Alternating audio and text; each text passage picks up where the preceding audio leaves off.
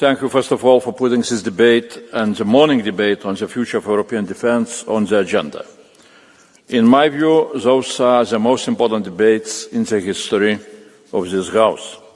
Because the days we are living through are days which will define the history of Europe and of the European Union. This is a once-in-a-generation moment. We face a clear and present danger seen by none of us in our lifetimes. More than ever, Europe must prepare for the worst to prevent the worst. The possibility of military aggression against us. Such preparation is the only way to deter the worst. Russia's war industry is operating at full blast. Russia could be ready for a confrontation with NATO in 5 years or less. American actions are a wake-up call, the policy shift and pivot towards Asia. Geopolitical reality is changing before our eyes. More than ever, we must stand on our 2 feet, take charge of our own defence and of deterrence. More than ever, we must support and defend Ukraine. Yes, there must be a peace, but a strong peace. Peace through real strength. A peace with Ukraine and Europe at the table. A just peace, not just a pause for Russia to lick its wounds and start a new war, a bigger war. A strong peace also means a strong Europe, able to deter aggression and prevent war.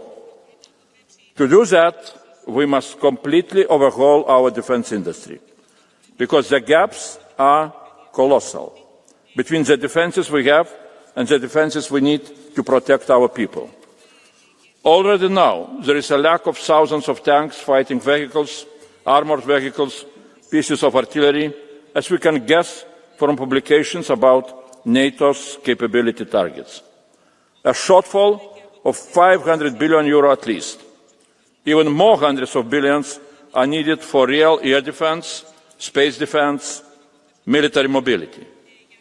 Member States need to invest massively to fill these gaps.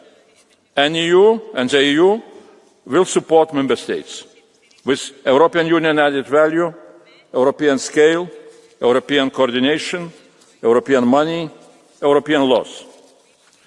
This Commission put defence on the top of the European agenda since before our mandate even started. Defence was top priority in President von der Leyen's political guidelines, and she appointed me as the first ever European Union Defence Commissioner. She charged me in my mission letter with High Representative Kaja Kallas to present a white paper on the future of European defence.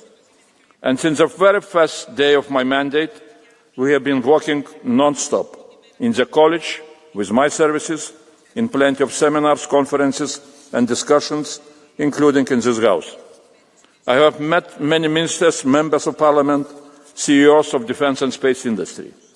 We received many contributions and your very valuable resolution. These months of discussions helped prepare the ground, allowing us to present key proposals already last week with the historical decisions on ReArmEU, far ahead of the white paper's publication. Because if history is running, we cannot be walking. Last week, President von der Leyen presented the ReArmEU plan, unanimously approved 2 days later by a historic European Council, with key proposals to supercharge our defence spending up to €800 billion, such as activating the national escape clause of the Stability and Growth Pact, a new European Union instrument to support Member States with loans, redirecting existing European funding for defence, like cohesion funds, encouraging investment by private banks and the European Investment Bank. We welcome the leaders' call to reconsider excluded activities, to increase funding into defence. And we encourage Member States to continue support for Ukraine by buying arms in Ukraine, with Ukraine and for Ukraine, like Denmark and Czechia are already doing. All initiatives that ensure Ukraine can stay strong and defend itself need to be supported. We will present full legal proposals on ReArmEU before the next European Council. It is not enough to spend more. Spend more in a fragmented market will only fragment it more. Spend more can also mean more outside the European Union. This will only increase our dependence. We need to spend better together and European, work together on research and development, build more bridges between civil and military research and innovation.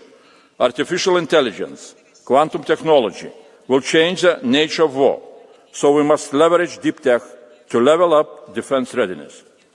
We must work on priority areas for action at EU level in the field of capabilities, like air and missile defence, strategic enablers, including in relation to space, military mobility. This is where European Union programmes for joint procurement and joint development, programmes like EDIP, are crucial. With these programmes, we can incentivise Member States to spend together, to overcome fragmentation, to spend smart and to spend European. This is how we will build up our own European defence industry. Because defence industry is no ordinary industry, but a resource for our defence. We are encouraging joint procurement to give European industries the big orders it needs, to simplify production, to reduce the price of armaments, reduce fragmentation. We will simplify our laws and rules to remove all obstacles that stand in the way of ramping up our defence industry. All that is what the White Paper is about. And now we need to scale up and speed up. I know this House strongly supports European defence, as President Metsola made it very clear, as many of you made clear to me during last week when I spoke with the ITRE committee. This is why I call on you urgently to agree the Parliament's negotiating position on EDIP, the European Defence Industry Programme, which will allow us to be much more effective in bringing European Union added value, to help Member States spend their national defence money in the most useful way.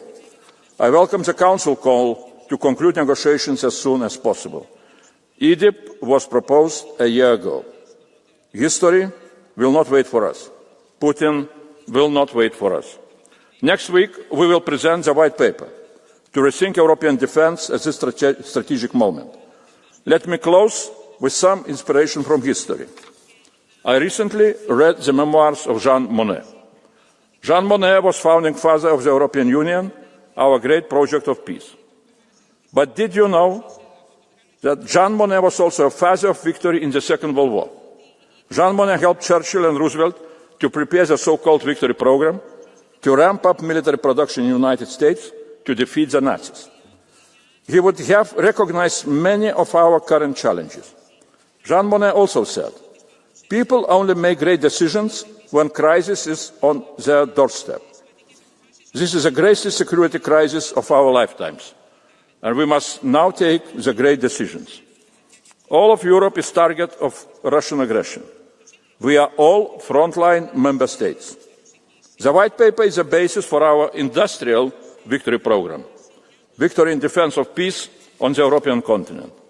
White Paper and ReArmEU are just the beginning of our road, the road to the victory of peace and democracy in Europe, and we shall prevail.